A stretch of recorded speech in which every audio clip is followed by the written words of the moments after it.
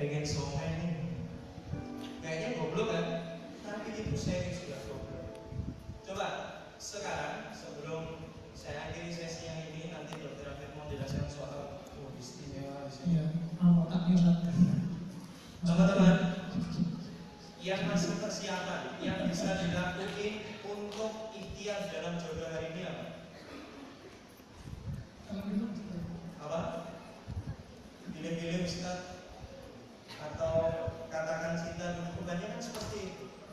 Yang paling gampang sekarang, kalau belum ada yang deketi, dan ingat cowok yang nggak deketi cewek itu belum tentu nggak suka sama lu, karena cowok itu tipikal cintanya kayak sniper, sekali suka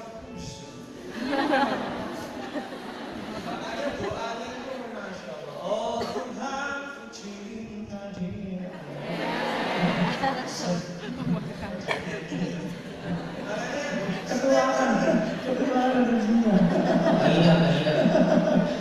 Ketuaan rezekinya. Makanya kalau sudah tahu sniper, yang belum deket itu belum tentu nggak seneng sama kalian. Makanya teman-teman, cuma satu saja yang pengen saya sampaikan kepada Anda. Kalian tahu hipernya mobil? Oh ya. Itu coba kalau hujan kita sedang pakai mobil, wipernya macet gimana? Kelihatan jalan? Padahal jalan ada. Nanti baca surah Nuh ayat 10 sampai 12. Yang namanya istighfar itu luar biasa. Kadang-kadang kita nggak memfungsikan wiper kita. Jodoh yang sebenarnya sudah ada yang dikatakan Bunda Islam, nggak apa bos, karena Allah nggak kasih sinarnya. Makanya istighfar yang banyak. Padahal wah, mereka kan sinarnya insya Allah deh ya, insya Allah. Allah Taala di kitabnya Al-Karim, insya Allah. Syahid rajul, syahid ini, syahid masya Allah.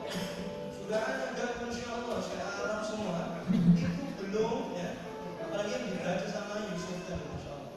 Surah At-Tahrim ayat 6 sampai 12. Makanya fungsikan di wiper. Istighfar nanti jodohnya kalau nampak. Dan kalian yang diperbaiki ikhtiarnya bukan yang 80%-nya ke Allah Subhanahu wa Ta'ala. Oke, siap? Bicara sering bicara Allah, tapi ngobrol sama Allah itu cuma ya Allah, kalau enggak kamu kasih jodoh ya Allah. Coba, Allah kalau kayak gitu marah enggak? Enggak sih, gemes aja. Ada enggak? Allah kalau mau ngasih jodoh bilang apa? Kun.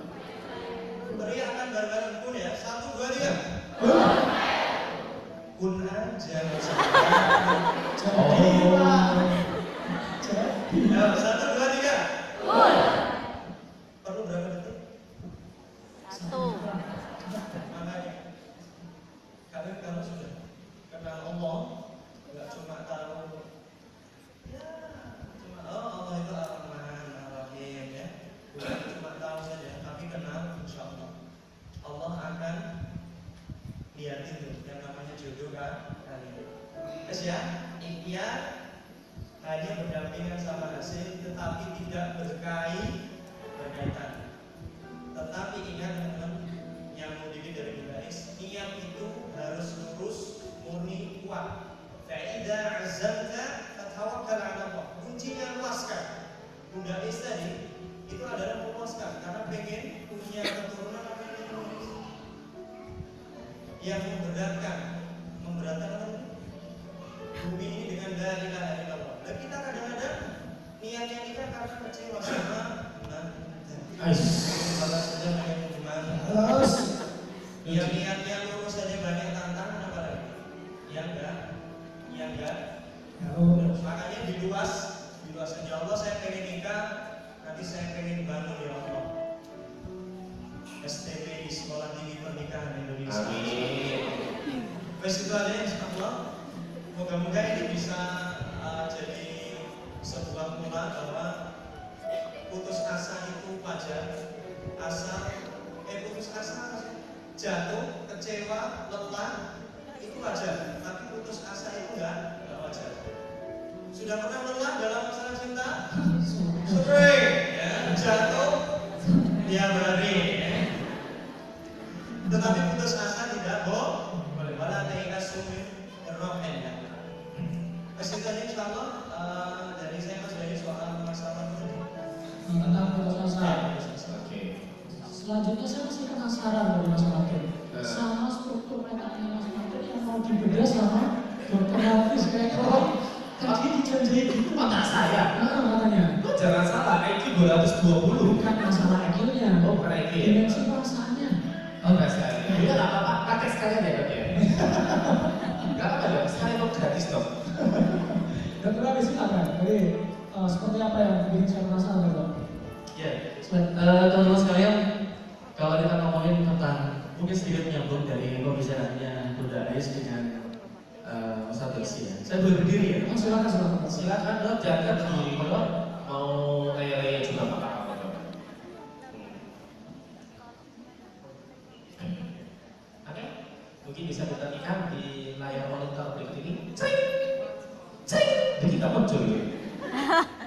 Wah, ini kelihatan nggak ya?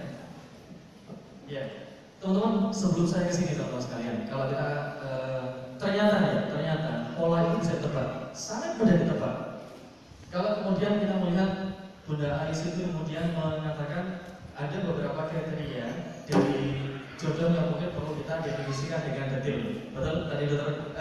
Tadi Bunda Ais kan bilang seperti itu ya. Kemudian Ustaz Dosi tadi kan bilang pola. Kalau seandainya kemudian polanya tidak diketahui, polanya tidak diteladani, maka mungkin akan sangat jauh ketemu sama jodohnya. Tapi teman-teman sekalian, dari saya bekerjanya di ilmu kedokteran jiwa, di psikiatri di Rumah Sakit Dr. Sutomo, dan kita ternyata banyak sekali melihat orang-orang yang kemudian bermasalah dengan jodoh adalah mereka yang bermasalah dengan keluarganya. Tampaknya keluarganya baik-baik saja, tapi dalam hati mereka masih belum bisa punya, ya katakanlah, keterbukaan hati dengan ibunya maupun dengan ayahnya. Ini fakta teman-teman sekalian, dan banyak sekali buku-buku tentang kejiwaan ya yang mengatakan kalau seandainya kita masih punya hubungan yang kurang menyenangkan dengan orang tua kita maupun dengan siapapun yang mengasuh kita, nanti pada saat ketemu jodoh, pasti kita ketemu dengan pola pribadi yang sama dengan pengasuh kita. Yakin saya. Dan banyak sekali kemudian pasien-pasien kami yang membuktikan seperti itu. Ketika kemudian dia nggak suka sama ibunya, ketika kemudian dia nggak suka sama bapaknya, oh bapak saya itu bepok, orangnya jahat luar biasa, disiplinnya over gitu kan ya. Akhirnya kemudian pada saat dia menikah, memang dia mencari orang-orang yang kritis, gitu kan, seperti saya ganteng kan gitu ya. Dan kemudian, tapi walaupun orangnya itu nggak tegas seperti bapaknya, cuman disiplinnya over, disiplinnya luar biasa. Sampai kemudian si istri ini bilang sama kami, suami saya itu ternyata mirip sama bapak saya dalam hal sifat, meskipun secara penampilan pesek enggak. Ini banyak sekali yang kita temukan seperti itu teman sekalian. Jadi kalau kita mau mengawali kedekatan dengan Allah ya, awalilah dengan kedekatan dua bidadari surga kita ya, terutama kepada ibu kita. Oleh karena itu kemudian Rasulullah itu pernah mengatakan kalau seandainya kita mau melihat orang ya, kalau seorang kalau mau dijadikan pasangan, maka lihatlah sikap dia terhadap ibunya. Jadi teman-teman sekalian, di rumah setelah seminar ini atau mungkin sekarang ini, boleh ya, silakan diambil handphonenya, boleh, silakan diambil handphonenya, boleh SMS, boleh WA kepada orang tuanya, boleh bapak maupun ibu, ya, dan kemudian katakan, bapak, ibu, Saya mau nikah. Boleh yang seminar lagi. Diajarin apa buat kedokteran itu?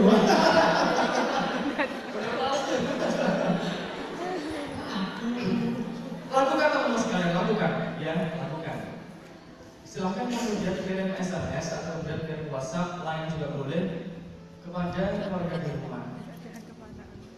Dan kemudian dikatakan, Pak, Bu, saya minta maaf kalau selama ini ada salah. I love you. Masa ya bapaknya sih gak enak. Gila apa ini? Kenapa nih? Aja dong. Dan terus saya. Lalu kan pengilangan misalnya, saya apa atau bapak?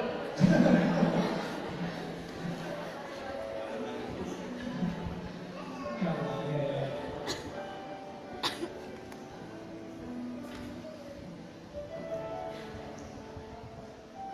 semisal kita sudah tidak ada lagi orang tua, silahkan kirim SMS atau WhatsApp kepada siapapun keluarga kita yang menurut kita nanti bisa jadi wali pada saat menikah, atau yang bisa jadi kita minta untuk hadir di koade, ya kan? Atau menjadi saksi dalam pernikahan kita.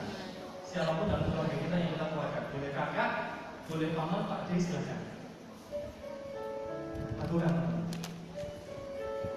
Intinya cuma seperti itu, Bapak, Ibu, atau Mas, atau Pak D. Saya minta maaf kalau selama ini ada salah. I love you. Boleh kata-kata I love you diganti apa? Silakan. Aku Kristus diramu. Boleh.